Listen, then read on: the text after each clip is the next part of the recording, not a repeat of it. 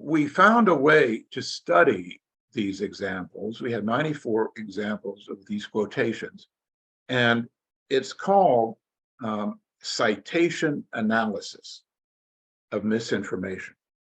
And we published this in a paper, which you can see here. It's called Scholarly Rumors, Citation Analysis of Vast Misinformation Regarding Parental Alienation Theory. So this was published a few weeks ago in an important journal called Behavioral Sciences and the Law. And it's easy to get this article if you want it. I'll mention later how to do that. So let me explain a little bit about citation analysis. Citation analysis involves taking a number of quotations or a number of references that have occurred in different journals, and you look at their connections. In other words, have some articles cited other articles? In other words, has the misinformation been passed down from one article, from one author to another to another? That's what we mean by the analysis of the citations. And so first of all, let me show you how this is distributed over a number of years. So we had 94 examples. And if you look at this graph, you can see that these examples occurred between 1994 and last year in 2022, that over almost 30 years, these 94 examples of misinformation occurred. And it's because one author cited another one, and so on. And so the misinformation goes down this daisy chain of bad facts.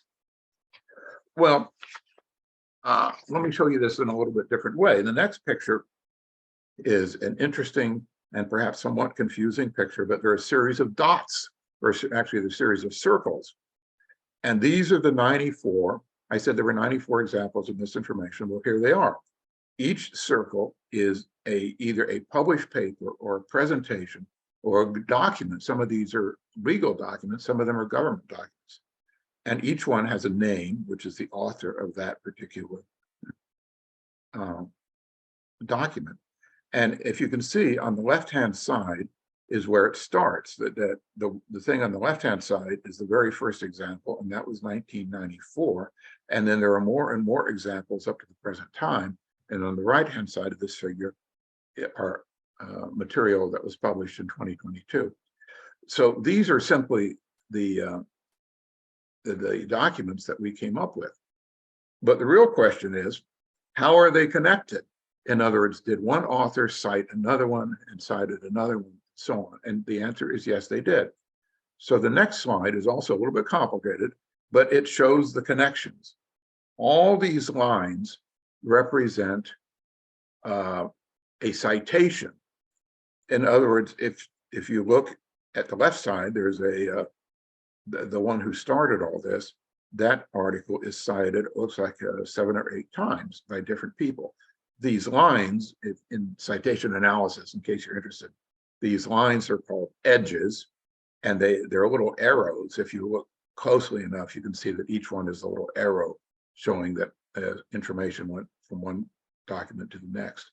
And the little circles are called nodes. So I realize that this big picture is a little bit confusing, so I want to give you a close-up. And the next slide is a close-up of the left-hand end. So this is where all this started in 1994. And there was an article by a law student named Wood, and she published an article in a law school, a law review, which is a kind of journal that's published in law schools. And so you can see that Wood started in 1994, and she only has arrows that are going away. In other words, she was cited, looks like it's 7 or 8 times, by other authors. So since she was the very beginning, there are no arrows going into her, but the arrows are all going out of that document into other documents.